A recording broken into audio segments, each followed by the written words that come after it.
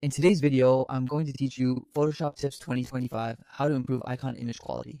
In this tutorial, I'll show you a simple and effective way to improve the look of a low-resolution image in Adobe Photoshop. If your image appears blurry, pixelated, or lacking detail, this quick method can help make it look smoother, cleaner, and more visually appealing. It's beginner-friendly, only takes a few minutes, and uses just a small number of adjustments, so let's jump right in. To begin, go to the Image menu and click on Image Size. When the image size window opens, set both the width and the height to 1000 pixels. Increasing the image dimensions gives you a larger canvas to work with before you apply any enhancements. This won't magically recreate missing detail, but it does make the next edits more effective and helps the final result look more polished. After entering the new values, click OK and let Photoshop resize the image.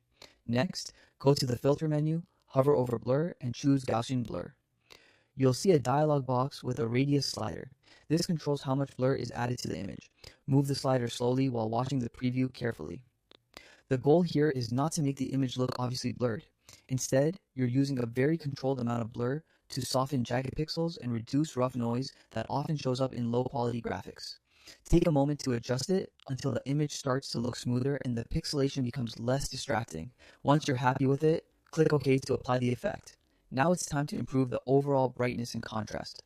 In the Layers panel, click the Create New Fill or Adjustment Layer icon at the bottom, then choose Curves.